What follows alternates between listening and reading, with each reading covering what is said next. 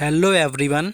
जैसा कि आप सभी लोगों का एयरफोर्स अग्निवीर का 27 जुलाई का फर्स्ट शिफ्ट का एग्ज़ाम ख़त्म हो गया है, तो उसके जितने भी क्वेश्चंस हमें मिल पाए हैं, चाहे वो जीएस का हो, आपका फिजिक्स का, मैथ का हो या फिर इंग्लिश का, तो जितने क्वेश्चंस हमें मिल पाए हैं 100% एक्यूरेट क्वेश्चंस आप लोगों के एनालिसिस के लिए लाए हुए हैं।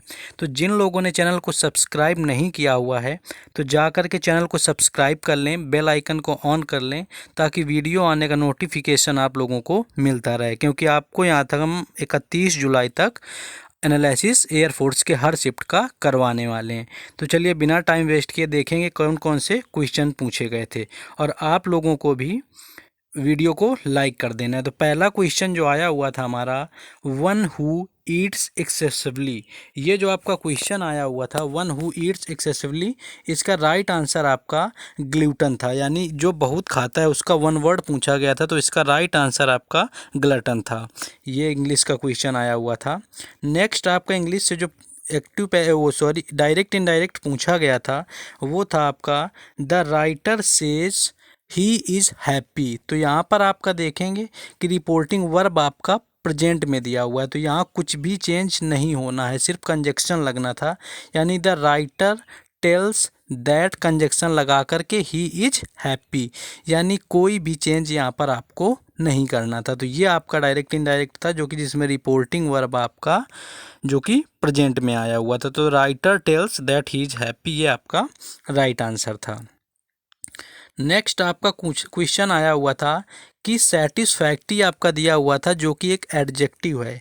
तो सेटिस्फैक्ट्री आपका एडजेक्टिव फॉर्म में दिया हुआ था और कहा गया था कि इसका वर्ब क्या होगा, आप लोगों को इसका वर्ब बताना था। तो सेटिस्फाई, इसका जो सेटिस्फाई होगा यानी संतुष्ट करना, सेटिस्फाई सेटिस्फैक्ट्री का वर्ब था। अगर सेटिस्फाइड वर्ब देकर आपसे एडजेक्टिव पूछा जाए तो वो सेटिस्फैक्ट्री होगा। नेक्स्ट आपका क्वेश्चन आया हुआ था, वांडरर का सैनोनिम्स क्या है। तो वांडरर की हम बात करें तो आपका जो घूमता फिरता रहता है इंसान, यानी घूमने वाला या घूमना ही होता है, तो जो इसका आपका सैनोनिम था वो आपका रोमर होगा या फिर स्ट्रॉलर होगा। तो यहाँ पर जो हमें क्वेश्चंस मिलते हैं वो सारे स्टूडेंट्स के द्वारा ही दिए हुए होते हैं, ऑप्शन नहीं मिल पाते हैं। और जिन लोगों का आज फर्स्ट शिफ्ट में एग्ज़ाम हुआ था वो कोशिश करेंगे कि कमेंट में अपने क्वेश्चंस टाइप कर दें, जितने भी उन्हें याद हो कि कौन सा क्वेश्चंस पूछा गया था। नेक्स्ट क्वेश्चन देखेंगे।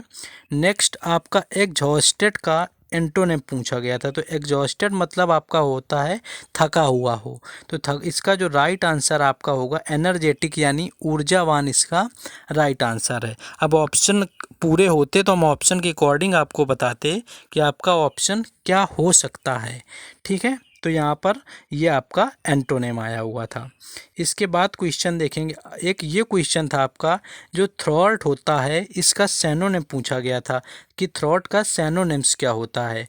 तो जो इसका राइट आंसर होता है आपका मिस हो जाता है, मिस कर देना या र्यून कर देना या विफल हो जाना, यानी एक तरह से कह सकते हैं विफल होना या बर्बाद होना, इसका हिंदी मतलब है। तो थ्रॉट आपका जो है, थ्वार्ट जो है इसका सैनोनिम आया हुआ था, जिसका राइट आंसर आपका मिस करना या आपका र्यून वगैरह दिया होगा। चलिए नेक्स्ट क्वेश्चन देखेंगे। नेक्स्ट आपका एक ईडियम फ्रेज से क्वेश्चन आया हुआ था, टू बेल द कैट, यानी बिल्ली के गले में घंटी बांधना। तो ये आपका पूछा गया था, जिसका राइट आंसर आपका था वेरी डेंजरस टास्क। तो ये आपका इसमें ईडियम्स का ये आपका राइट आंसर था। तो ये एक ईडियम पूछा गया था। नेक्स्ट बच्चे बता रहे थे कुछ लोग, आप लोगों को भी इसी तरह बताने क्वेश्चन कि अनटिल से क्वेश्चन आया हुआ था। तो अनटिल एक कंडीशन के जैसे होता है, अनटिल और अनलेस ये टाइम के लिए यूज होता है और अनलेस आपका कंडीशन के लिए यूज किया जाता है। सेंटेंस तो हमें नहीं मिल पाया और अनटिल वाले सेंटेंस में नॉट का यूज नहीं होगा और ये कंडीशन के लिए यूज किया जाएगा कि जब तक ऐसा नहीं करोगे, until you go from here I will not go, ठीक है। तो इस टाइप का कुछ क्वेश्चन हो सकता है। तो अनटिल और अनलेस को भी ध्यान से पढ़ के जाना है आप सभी ने। नेक्स्ट क्वेश्चन देखेंगे। ये एक रागा का क्वेश्चन आपका मिला हुआ है, कांग्रेस के पहले अधिवेशन के अध्यक्ष कौन थे। तो जो इसका राइट आंसर आपका था व्योमेश चंद्र बनर्जी, जो था राइट आंसर था, जो कि कांग्रेस के पहला अधिवेशन हुआ था उसके अध्यक्ष थे। नेक्स्ट एक प्रीपोजिशन आया हुआ था आपका, जो कि फिक्स प्रीपोजिशन होता है और कई बार पूछा जाता है एयरफोर्स के एग्ज़ाम में, कई बुक्स में देखा होगा।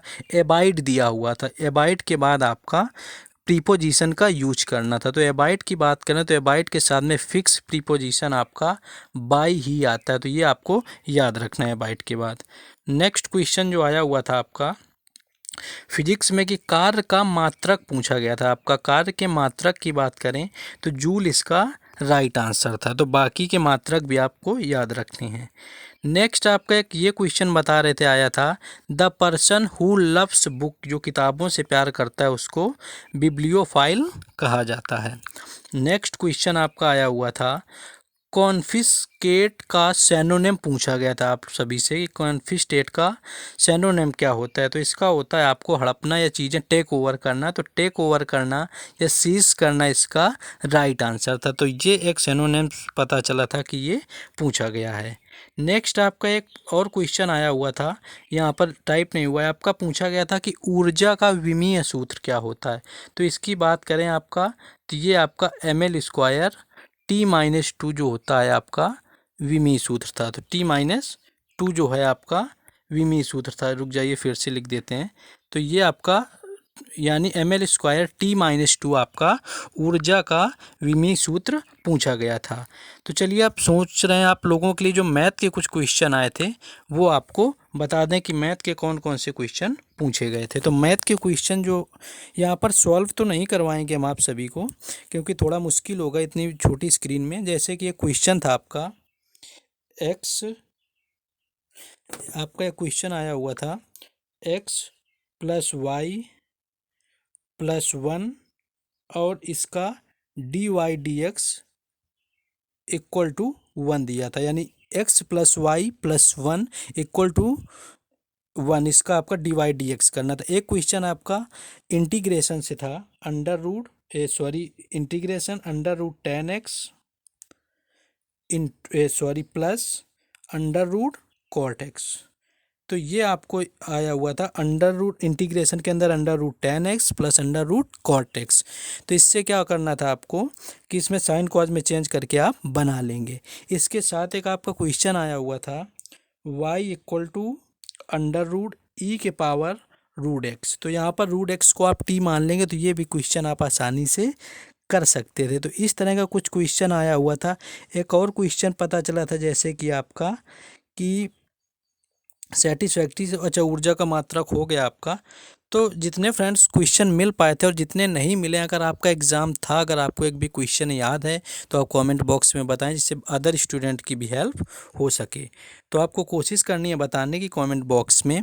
और जिन लोगों ने चैनल को सब्सक्राइब नहीं किया हुआ है, सब्सक्राइब करके रखें, आपको वीडियो टाइम पर मिलती रहेगी और बाकी लोगों का शिफ्ट में सपोर्ट होता रहेगा कि किस तरह के क्वेश्चंस आ रहे हैं।